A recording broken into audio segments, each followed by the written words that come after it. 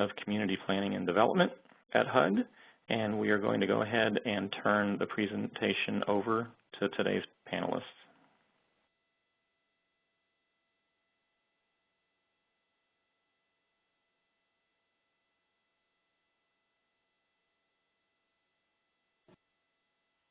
Okay, welcome everybody. This is Duncan Yetman. I'm in the Office of Community Planning and Development within HUD here, Office of Block Grant Assistance.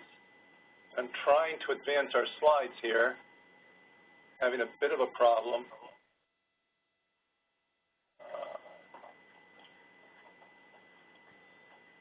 Okay. Here we go. Okay, we're good. All right, so today's National Disaster Resilience Competition webinar is on approach to scheduling Phase 2 projects. Your presenters today are myself, Duncan Yetman, and Jessie Handforth Kome, Deputy Director in the Office of Block Grant Assistance. Jessie is going to be joining the webinar a little bit late. She will likely be here for the Q&A session. So myself and the remainder of the NDRC team will be leading you through today's webinars and questions until Jessie's arrival. I'm joined here in the room by Jorge Morales, also a CPD specialist in the Office of Block Grant Assistance here at HUD. And Joey Baetti, a recent appointee in the Office of Economic Resilience. So for today's agenda, we're going to give you an overview of the competition with an emphasis on scheduling. We'll take you through basically two aspects from the NOFA itself with regard to scheduling. The timely expenditure requirements, and your actual program schedule that you're including in your Factor 3 soundness of approach response. And then we'll cover questions that you may have at the end of the webinar. As always, we want to insert at this point the caveat that if any part of today's presentation does not completely conform to the NOFA governs. So we remind you to please read the NOFA carefully. Okay, as we know, the National Disaster Resilience Competition is making $1 billion available to communities that have been affected by disasters in the 2011 to 2013 time frame. And the source of the funding was the Sandy appropriation enacted in 2013. As part of that legislation, Congress inserted a stipulation that HUD needed to obligate all of these funds on or before September 30th, 2017. And additionally, as part of that, they stipulated that all funds needed to be expended by grantees within 2 years of the date that HUD obligates the funds. So here's just kind of a brief time frame, and this slide is really kind of taken from one of our recent FAQs that are part of the new set of FAQs on the NDRC HUD Exchange page, wherein we talked about the positively absolute end date for which you need to complete expenditures. Any funds remaining after September 30th, 2022 will be swept by the Treasury and will no longer be available to HUD or to grantees.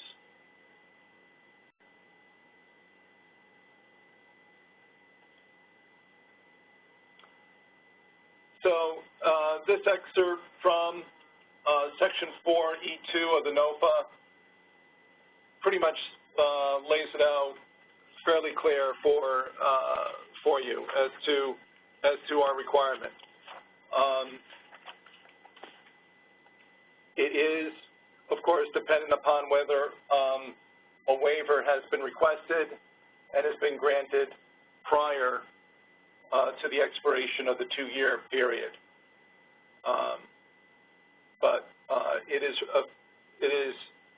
for all intents and purposes, a fairly hard and fast rule otherwise.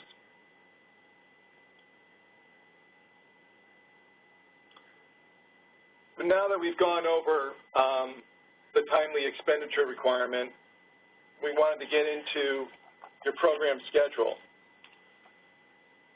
First of all, we want to note that program schedule is a required element of your response in Phase 2. Any applicant who submits a Phase 2 proposal without a program schedule will not receive a Phase 2 award. So this is a threshold requirement. Within a proposed project, you may include one or more integrally related CDBG NDR activities. So, for example, your project, a project described as a voluntary buyouts program, for instance, may include relocation services, relocation payments, acquisition of real property, demolition of real property, planning and disposition activities. If the activities can be completed by the same entity at essentially the same time, they may be grouped in the schedule. If the activities must or will be carried out sequentially or by different entities, the schedule may break them out.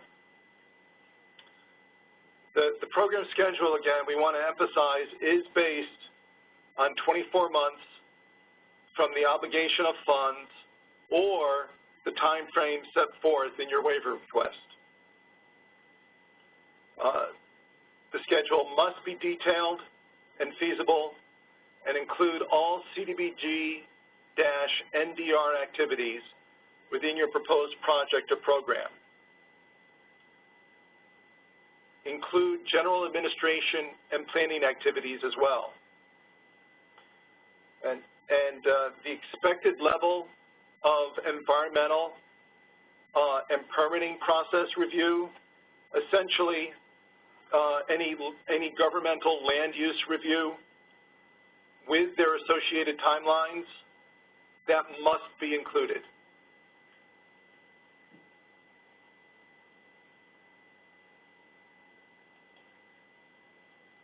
So we're next going to get into another factor or element of the soundness of approach factor in your response that's a part of your scheduling. Scaling, scoping, and phasing. Again, this is a required part of your proposal. You can provide priorities. HUD will consider them, but we may not choose to follow them in making our final award decisions. The next couple of slides, we're going to go over the definitions of what we mean by scaling, scoping, and phasing, and provide you some examples.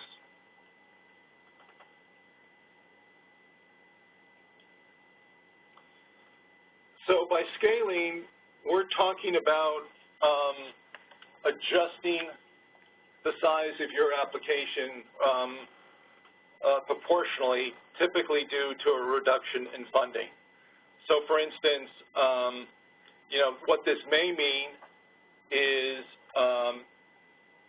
if your funding requests for a housing project were cut by 20%, you would produce 20% fewer houses on a very simplistic level. You may want to, other examples that we provided here, you know, reducing, showing us how you may have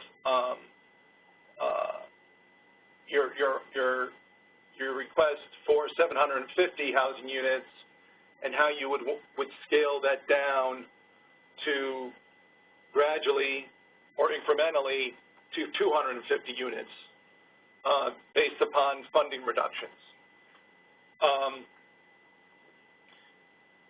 The thing to keep in mind here, especially with regard to housing units or even infrastructure improvements,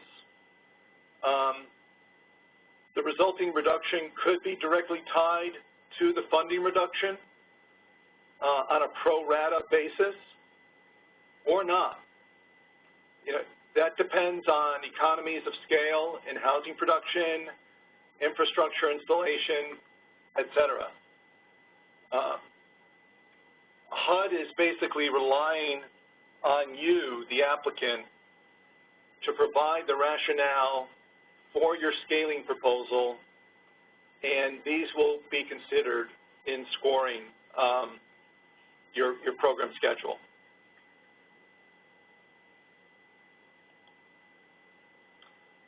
So with regard to scoping, what we're talking about here is adjusting the size, but again, not necessarily proportionally as you would do in terms of scaling.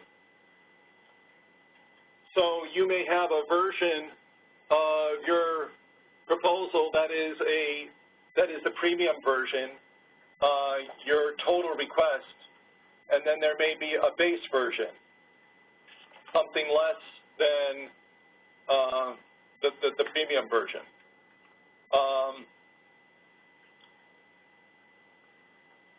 The example given here, pretty straightforward in terms of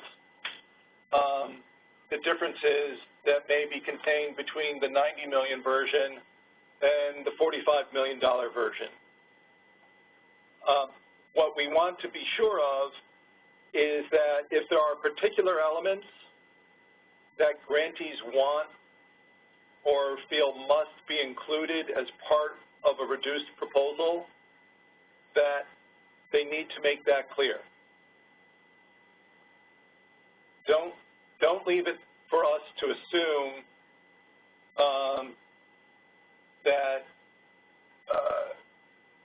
if your funding request is reduced, that naturally only we would know automatically in this instance which three elements of this project would be carried out. You do need to make it clear to us, and you do need to tell us what you think those are. So finally, we want to get into phasing a little bit.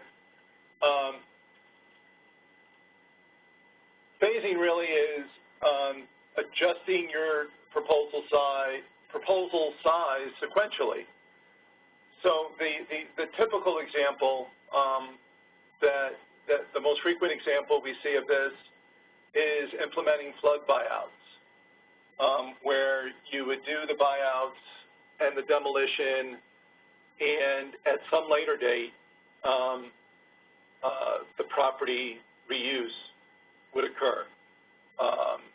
You wouldn't have, that would be a subsequent phase for that particular parcel.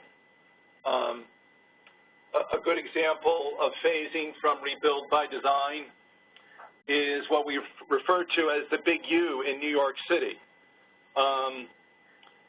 The Big U is essentially a big seawall,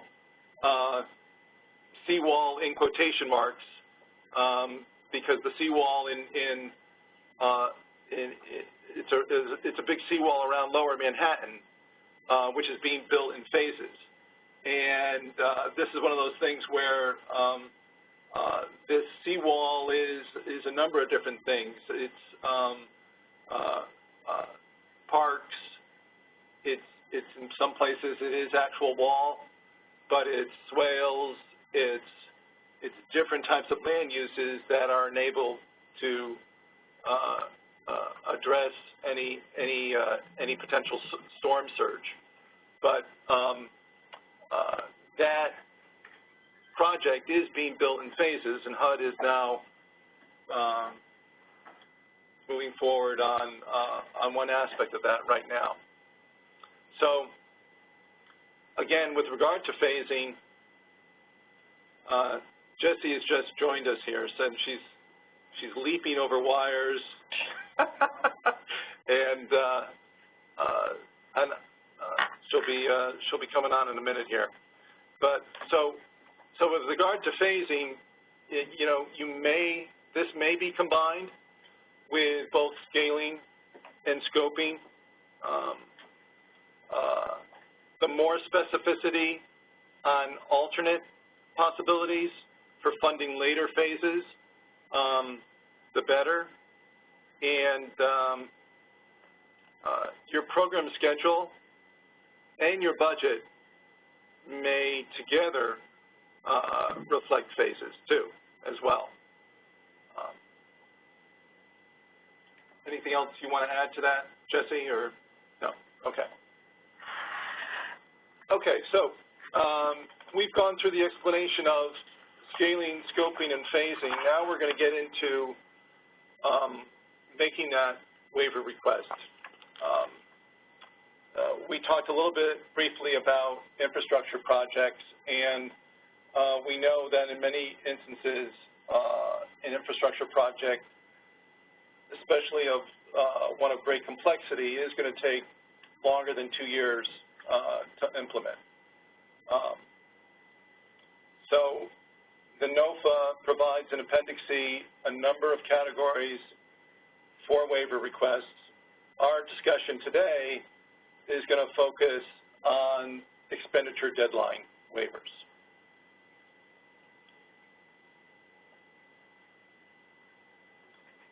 So the expenditure deadline waiver is submitted with an application that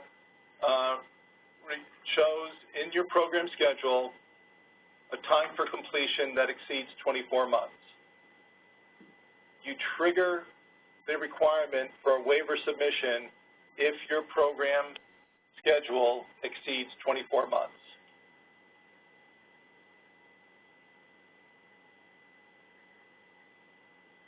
OMB has granted HUD the authority to grant waivers in limited circumstances to meet this requirement, for you to meet your expenditure requirements.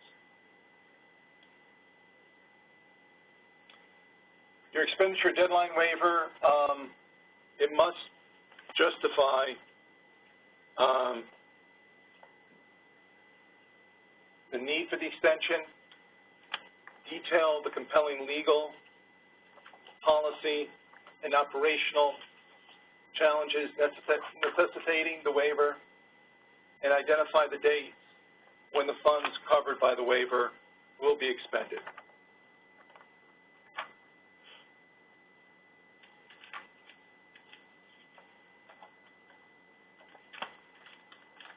In addition, you need to also have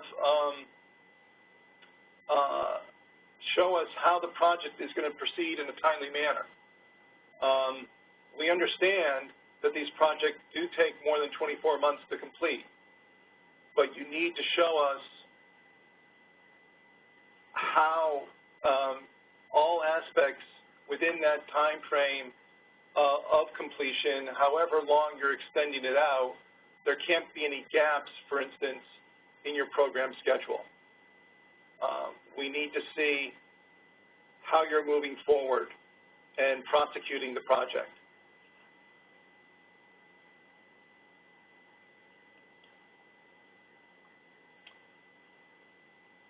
In addition, to the expenditure deadline waiver, there is also contained within Appendix A another tool available to you in terms of program scheduling. You want me to tackle this one, Duncan? Sure. There's a little play in the schedule for when we obligate the funds to you. When HUD obligates the funds to a grantee, that's what happens at the point when we sign the grant agreement. And if you look at Appendix A, you're going to have 60 days from the point at which we sign the grant agreement I think that's the point, to make your first draw. But that doesn't say that your first draw has to be, $10 million. Your first draw can be for, $1,000. And it's really a test to make sure you've got all the paperwork done, we're all hooked up, and you can draw as you need to. So you can ask us to obligate to you an initial amount of, say, 5% of your grant award while you get organized and get moving, and so you can start the 2-year clock for your funds, or whatever this, the date you have if you get a waiver. You can start that date as late as September 2017. You need to let us know so we can all plan for that. But September 30, 2017, any funds that are not legally obligated by HUD are going to lapse and no longer be available for use. But we'll be announcing early in 2016, so that leaves some months there so if your schedule for your application is 2.5 years, you might want to think about whether you need a waiver or not.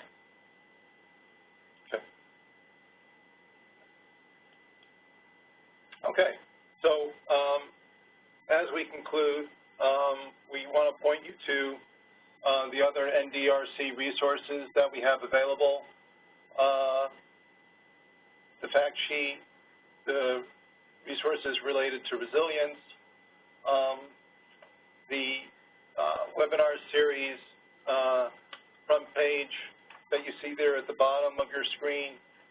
Definitely keep going back to that and checking that as we are posting webinar materials from previously aired webinars regularly to that page. So we invite you to check that often.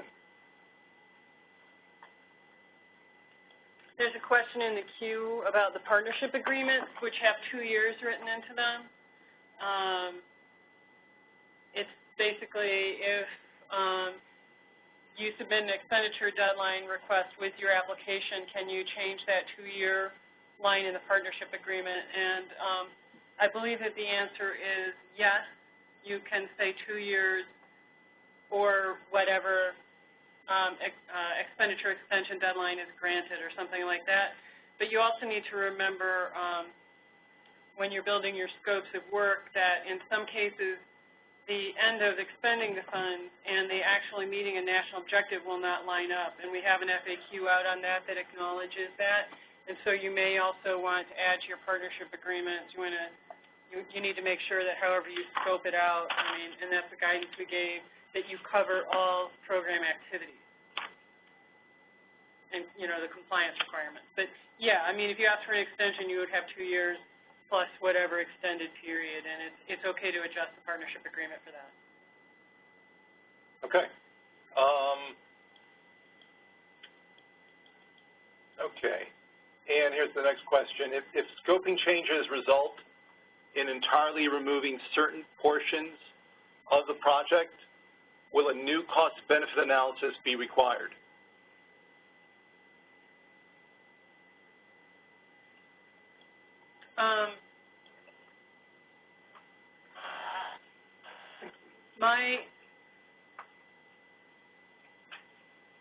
I can't completely predict what the leadership is going to do, but if you have done a BCA that shows each component,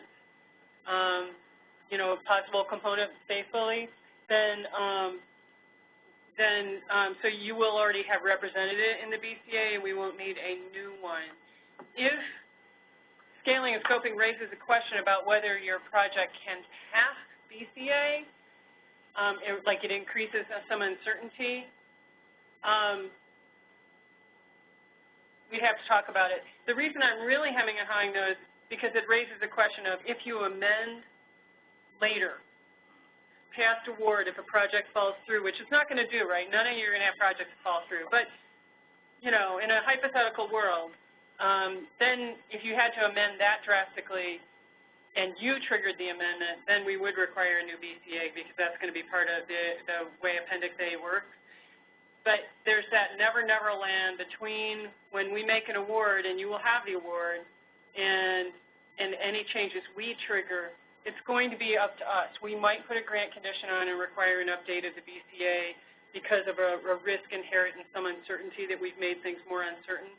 But we might not if in our judgment the project was still worth doing, because that's all you have to pass ultimately is that the benefits in our judgment are worth the cost.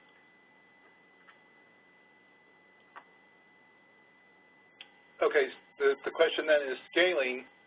How will the applicant know what amounts to scale to? You're designing the project. Yeah. I can't tell you that. You're designing the project. You're going to have to figure out if your project has scaling possibilities and whether it still has benefits at lower scales or if it's worth it at higher scales. I mean, you're going to have to figure that out. Part of competing is figuring that out. Okay. Next question. If we don't initially request an expenditure deadline waiver with our application, but the project might need one after funds are awarded, can we request a waiver at that point?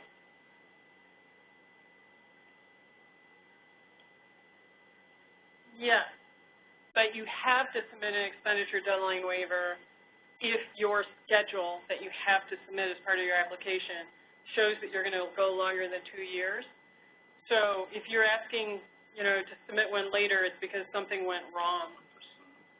Or potentially you earned a lot of program income and something went really, really, really ridiculously right. You got a repayment earlier than you anticipated. But either way, the answer is yes, but I'm not seeing a whole lot of cases in which that should happen. Ideally, you know, you're going to know if your schedule is going to be longer than 2 years, which most infrastructure projects probably are, then you must ask for a waiver. If your schedule is shorter than 2 years, you don't have to ask for a waiver at the time of application.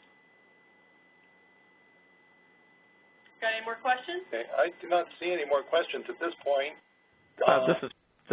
Duncan, this is Patrick Taylor. I've got one question that came in the chat window, and I'll just read it off to you if that's okay. I can't paste it into the Q&A. Okay.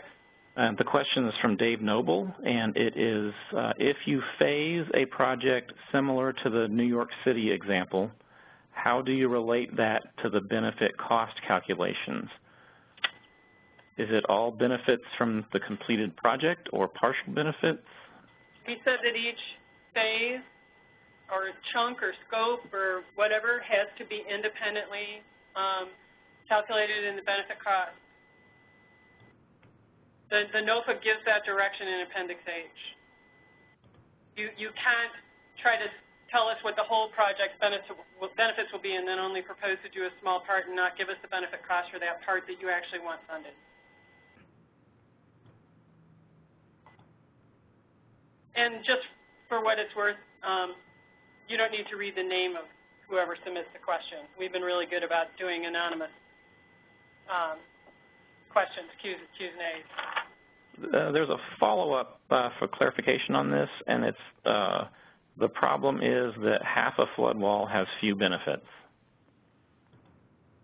I agree. So what the NOFA says to do is figure out what scaling and scoping is possible, and you know, a reasonable person test essentially in your proposal. If it really won't scale or scope, it's risky, but pitch it. Tell us. Make your best case. But a lot of infrastructure projects, a lot of projects period can be, certainly scoped differently. if they can't be scaled differently. And a lot of major infrastructure projects have phases. The other answer is you might want to be talking to us about your leverage and your long-term commitment and other things that you're doing. Remember, the long-term commitment is part of your proposal, and if you're doing a BCA, the long-term commitment is part of the BCA. We did already put a thumb on the scale. But yes, I mean, a partial flood wall is going to protect less of an area than a full flood wall, particularly the big U. Okay, we have another question in the, can you elaborate what the 5th paragraph of Factor 5 on page 48 of the NOFA is asking? Oh boy, I love that question. Individual project or activity goals or outputs are not responsive to this factor. Page 48. Oh yeah, I can definitely go for this one. Okay, so if you're telling us that you're going to build a project and it will have these benefits, building the project is not a long-term commitment.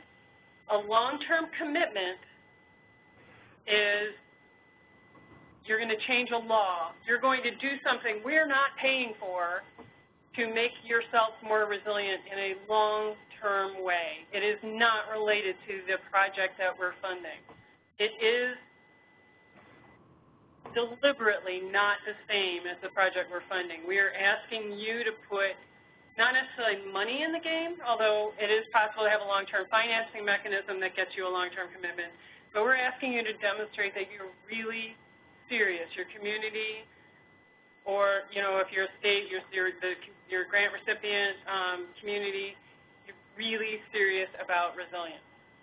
So we had a few people who tried in phase 1 to tell us that they would measure things in phase 2 and the project effects, and that would be their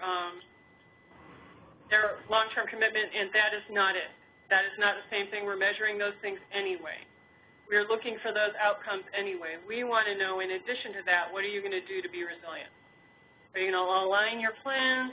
Are you going to pass better building codes, better laws? Are you going to design a financing mechanism that is permanent or semi-permanent that will be like the Charlotte example and buy homes out of floodplains for decades to come? What are you going to do that's a long-term commitment that we're not paying for? Okay. And we added that to make it triply clear, but it's what we always meant. Okay, any other questions? We're not seeing any more here. We are available for the full time for the webinar, so if you have any questions, please go ahead and submit those. We love questions. And we're also available at resilientrecovery@high.gov if you don't want to ask them in front of God and everyone. It's been interesting. People have been asking, you know, good questions. I don't know, for those of you who are on, we did publish FAQs on Friday, and then I guess either yesterday morning or this morning immediately had to correct the one about land. And a couple of you chided me in the Resilient Recovery mailbox about that.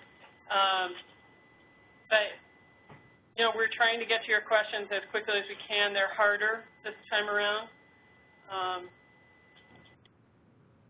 And we're going to try to keep being available for you and to walk with you all the way right up to the application deadline, just the same way we did with phase 1. The Rockefeller Foundation wanted me to mention that they are planning some additional technical assistance. And they sent me a note right before this. Let me see if I can find it and read it to you.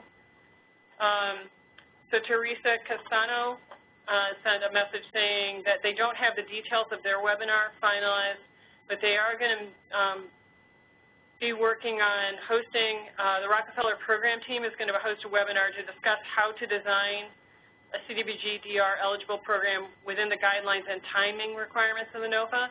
And they're going to be sending notes to the applicant team's emails with the date sometime next week. of their material, and we will make sure that we don't have our webinars overlapping theirs. We don't want to overburden you with webinars. So do we have any other questions? I'm not seeing any here. We can also take verbal questions if someone wants to raise their hand by clicking on the hand icon, where, you know, if it's too complicated to get into 256 characters, we can also answer it verbally if necessary. Okay, it's looking like we're not getting more questions, so we'll give you back your time. Yep, and we'll just give you a reminder then, closing out here by reminding you that our next webinar is scheduled for next Thursday. Again, we won't, we'll avoid any potential scheduling conflicts with Rockefeller, but for now it is scheduled for next Thursday at 3 p.m.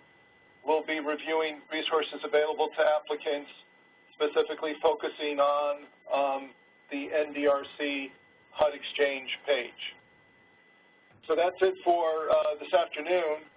We look forward to talking to you next week. As always, send your questions into resilientrecovery@hud.gov. Thank you all. Bye-bye.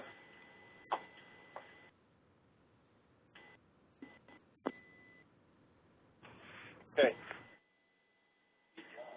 I think I've got us mute. Yeah, I've got us on hold. I don't know if that's mute.